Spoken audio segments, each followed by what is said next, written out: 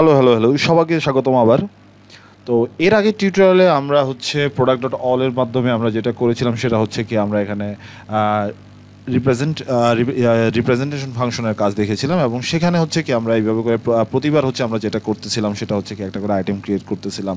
সেখানে হচ্ছে আইটেমের নেম, প্রাইস এবং এটা কি কোয়ান্টিটি এগুলো দিচ্ছিলাম।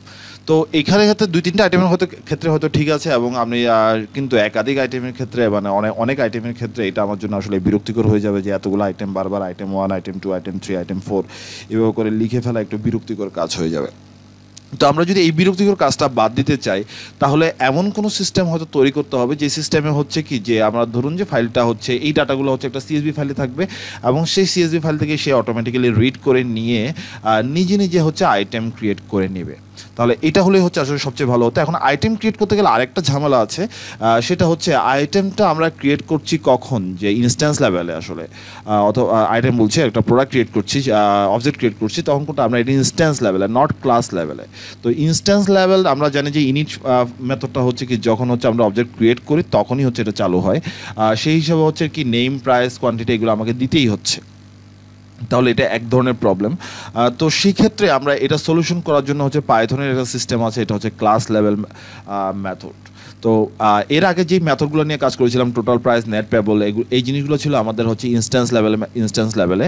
এখন আমরা যেটা কাজ করবো সেটা হচ্ছে ক্লাস লেভেলে। ক্লাস লেভেল মেথড লেখার জন্য হচ্ছে একটা ডেকোরেটর প্রয়োজন হয়, আর সেটা হচ্ছে ক্লাস মেথড। এইভাবে করে @ক্লাস মেথড দিতে হয়। @ক্লাস মেথড দিয়ে দেওয়ার পরে বাকি নিচে যা আসবে নিচে যেটা লিখবেন সেটা হচ্ছে আসলে ক্লাসের অন্তর্ভুক্ত হয়ে যাবে।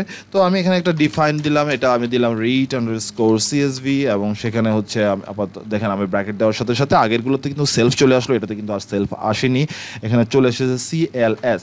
এবং যেহেতু আমি হচ্ছে সিএসবি নিয়ে কাজ করব সুতরাং হতে আমাকে একটা হচ্ছে সিএসবি লাইব্রেরি ইম্পোর্ট করে নিতে হবে। আমি করে নিলাম ইম্পোর্ট CSV, ইম্পোর্ট করে নিলাম এবং আবার নিচের দিকে চলে যাই এবং সেখানে আমি এখানে যেটা করব সেটা হচ্ছে এইভাবে এন্টার দিয়ে উইথ ওপেন, এখানে আমরা দেব হচ্ছে ফাইল নেম, ধরুন যে আমি দিলাম ফাইল নেম হচ্ছে data.csv।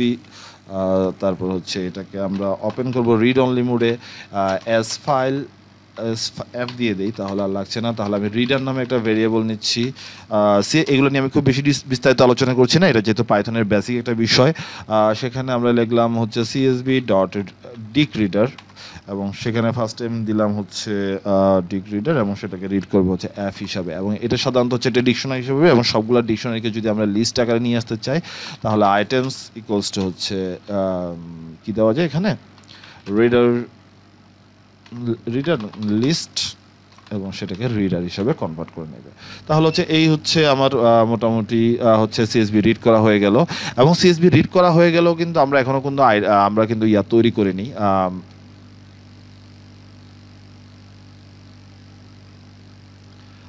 এখন আমরা হচ্ছে যে ইনস্ট্যান্স লেভেলে কোনো কাজ করিনি, তো আমরা একটা কাজ করি, ক্লাসে একটা ইনস্ট্যান্স তৈরি করি।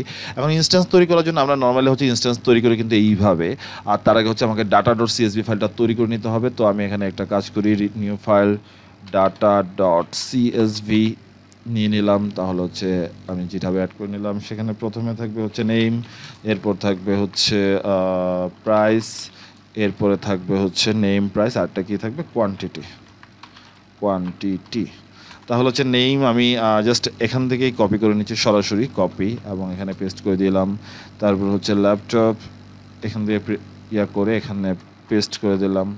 এরপর হচ্ছে মানি ব্যাগ, এটাকে এখান থেকে কপি করে এখানে পেস্ট করে দিলাম। দ্যাট মিনস হচ্ছে আমার সিএসবি থেকে এখন এটা রিড করতে পারছে এবং এটা রিড আদৌ করতে পারছে কিনা সেটা দেখার জন্য আমরা দিতে পারি প্রিন্ট আইটেমস, এভাবে দিয়ে দিতে পারি। তাহলে আমরা যদি এটাকে রান করি তাহলে আচ্ছা, যেহেতু আমরা রান করেছি কিন্তু আসলে রিড সিএসবিটাকে কল করতে হবে, আদারওয়াইজ এটা রান হবে না। তো আমরা একটা কাজ করি, এগুলো ডিলিট করে দিচ্ছি সব কিছু এবং এখানে একটু স্পেসিং বেশি হয়ে গেছে, একটু কমাই দিই। সেখানে হচ্ছে আমি লিখলাম প্রোডাক্ট ডট রিড CLS, এটা কিন্তু বাই ডিফল্ট ভিতরে নিয়ে নিচ্ছে। তো দেখুন এখন কিন্তু আমাদের একটা লিস্ট তৈরি হয়ে গেছে, সবগুলো মোবাইল ফোন, প্রাইস, অমুক তমুক এভাবে তৈরি হয়ে গেছে। কিন্তু আমাকে যেটা করতে হবে সেটা হচ্ছে এখন আসলে এখান থেকে হচ্ছে অবজেক্ট ইনস্ট্যান্সিয়েট করতে হবে। ইনস্ট্যান্সিয়েট করার জন্য আমরা এখানে একটা লিখতে পারি এইভাবে, যেহেতু আমাদের এখানে আমরা ফর লুপ চালাতে পারি, যেহেতু এটা list for item in items, এবার আমাকে হচ্ছে আসলে লিখতে হবে যেভাবে, সেটা হচ্ছে কি আমরা 9 নম্বরে যে আউটপুটটার কথা মনে আছে কিনা আপনাদের জানি না, আমি আরেকবার এখানে 9 নম্বরটা রান করে দেখাচ্ছি। 9 নম্বরে লিখতে হবে প্রোডাক্ট ডট, এইভাবে করে আমাকে লিখতে হবে। দ্যাট মিনস আমাকে প্রথমে নিয়ে নিতে হবে হচ্ছে প্রোডাক্ট, তো আমি নিয়ে নিলাম প্রোডাক্ট ফার্স্ট ফার্স্ট ব্র্যাকেট, এবং সেখানের মধ্যে আমি দিলাম হচ্ছে নেম ইকুয়ালস টু হচ্ছে আমার হচ্ছে আইটেম ডট, সেখানে আইটেম ডট এরপরে কী হবে গেট দিলাম, গেট ইনভার্টেড কমার ভিতরে হচ্ছে নেম, এবং এরপর হচ্ছে এটা কমা দিয়ে করে নিলাম। এরপরে হচ্ছে নেমের পরে আমার আসবে হচ্ছে প্রাইসিং, সেটা আসবে হচ্ছে প্রাইস, এবং কন্ট্রোল ডি দিলাম, সেখানে হচ্ছে কোয়ান্টিটি, এবং এখানেও আসবে হচ্ছে কোয়ান্টিটি।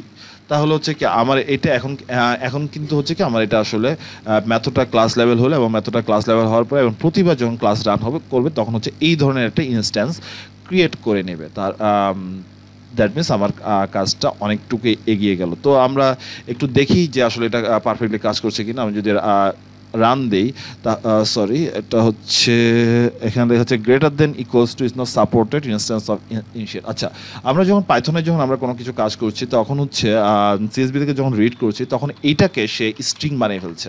তো স্ট্রিং বানিয়ে ফেললে আমাকে যেটা করতে হবে সেটাকে কনভার্ট করে নিতে হবে ইয়াতে।